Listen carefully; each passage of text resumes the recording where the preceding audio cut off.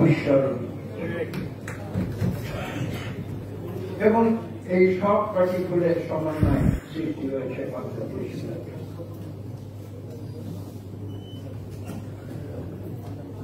আমি সংক্ষেপে সেরে দিচ্ছি এক এক করে। শহীদ প্রেসিডেন্ট জিয়াউর রহমান একজন সৈনিক ছিলেন। দেখুন, আমি খোলাখুলি কথা বলি, অনেকে আমাকে ভুল বোঝে, আমার সহকর্মীরা অনেক সময় আমাকে ভুল বোঝে, যেহেতু আমি সত্য কথা বলি। কিন্তু আমি কথা না বলে পারছি না। আওয়ামী লীগ অভিযোগ দেয়, আমি কথা স্পষ্ট ভাষায় বলে দিচ্ছি, আওয়ামী লীগ অভিযোগ দেয় বিএনপির জন্ম নাকি ক্যান্টনমেন্ট হয়েছিল। সর্বৈব মিথ্যা। শুধু মিথ্যা নয়, এটা বিপরীত ঘটনা ঘটেছিল। আমি এটা স্পষ্ট করে বলে দিই। পৃথিবীর ইতিহাস সাক্ষ্য দেয়, ল্যাটিন আমেরিকা বলুন, আফ্রিকা বলুন, তৃতীয় বিশ্ব বলুন, যেখানে আমরা দেখেছি সামরিক অভ্যুত্থান হয়েছে, সেখানে সামরিক বাহিনী রাজনৈতিক নেতৃবৃন্দকে অবরুদ্ধ করে ক্ষমতা দখল করেছে, করেনি? সেটাই কি মাসাল, সেটাই তো সমস্যা। বাংলাদেশে কি হয়েছে? বাংলাদেশে আওয়ামী লীগ একটি একদলীয় শাসন কায়েম করেছিল। 7ই নভেম্বর 1975 সাল সিপাহী জনতার বিপ্লবের মাধ্যমে শহীদ প্রেসিডেন্ট জিয়াউর রহমানকে যখন পুনরায় দৃশ্যপটে এদেশের মানুষ ডেকে এনেছিল, তিনি সেদিন সেই একদলীয় পাকশালের কলাজাল থেকে এই জাতিকে মুক্ত করে এই দেশে পুনরায় বহুদলীয় গণতন্ত্র প্রবর্তন করেছিল। শহীদ প্রেসিডেন্ট জিয়াউর রহমানের সঙ্গে বিএনপির সঙ্গে আওয়ামী লীগের এটাই হচ্ছে প্রভেদ। আওয়ামী লীগ বহুদলীয় গণতন্ত্রকে পাকশালে পরিণত করে, আর বিএনপি পাকশালকে বহুদলীয় গণতন্ত্র করে।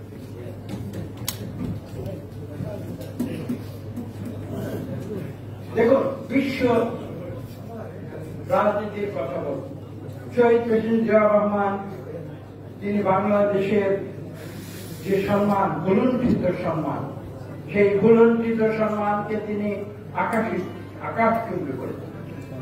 সিকিউরিটি কাউন্সিলের সদস্য হয়েছিল বাংলাদেশ জাতিসংঘে শহীদ প্রেসিডেন্ট জিয়াউর রহমানের, এবং সার্কের স্বপ্নদ্রষ্টা ছিলেন শহীদ প্রেসিডেন্ট জিয়াউর রহমান। আমি কথা বললে হয়তো অত্যুক্তি হবে না, আপনারা ইউরোপিয়ান ইউনিয়নের নাম পত্রিকাতে শোনেন, প্রতিদিন রেডিও টেলিভিশনে ইউরোপীয় ইউনিয়নের নাম শুনুন।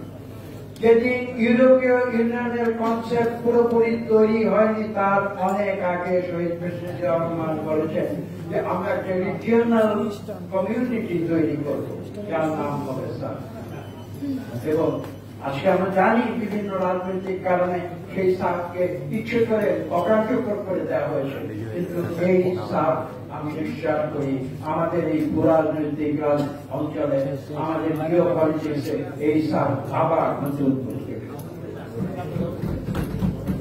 আর আল-কুদস কমিটির কথা তো উল্লেখ না করে অসম্পূর্ণ থেকে যাবে।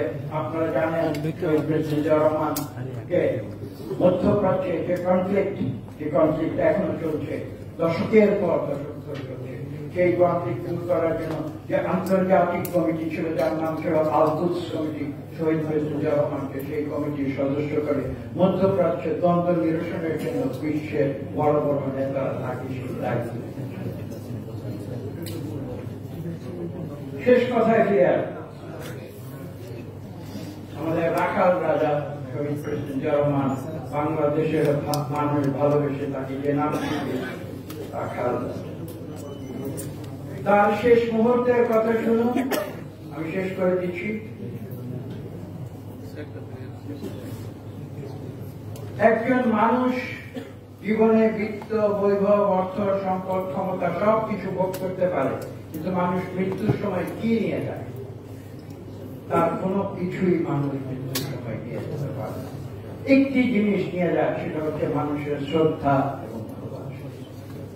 শহীদ প্রেসিডেন্ট জিয়াউর রহমানের যে জানাজা, সেই জানাজায় যাদের অংশগ্রহণ করার যে সৌভাগ্য হয়েছিল, আমি সেই হিসেবে নগণ্য একজন ব্যক্তি হিসেবে আমি আপনাদের উদ্দেশ্যে বলতে চাই যে পৃথিবীর ইতিহাসে কারো মৃত্যুতে এত বড়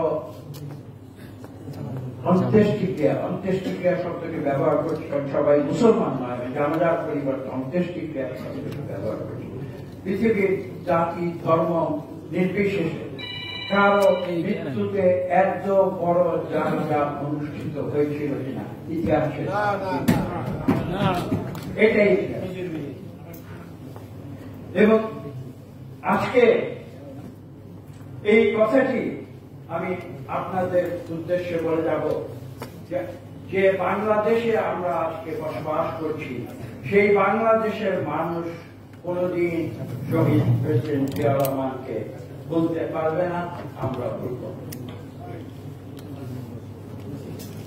সবশেষে ফিরে আসি আমাদের বর্তমান আন্দোলন।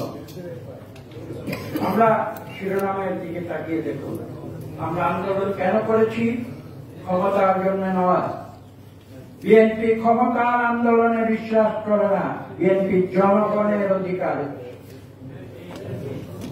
আমরা আন্দোলনে আছি জনগণের অধিকার, জনগণের কাছে ফিরে যেতে পারছি না, তাদের ভোটের অধিকার, তাদের বেঁচে থাকার অধিকার, তাদের অর্থনৈতিক সাম্যের অধিকার, তাদের মানবাধিকার। এবং একটি কথা আজকে আপনাদের উদ্দেশ্যে বলি, সরকার কথায় কথায় সংবিধানের দোহাই দেয়। সংবিধান, বাংলাদেশের সংবিধান স্পষ্ট ভাষায় বলে দিয়েছে এই রাষ্ট্রের মালিক কোন রাজনৈতিক দল নয়, এই রাষ্ট্রের মালিক হচ্ছে জনগণ। এবং শহীদ প্রেসিডেন্ট জিয়াউর রহমানের জবাব বাণী, তিনি বলেছিলেন জনগণ সকল ক্ষমতা।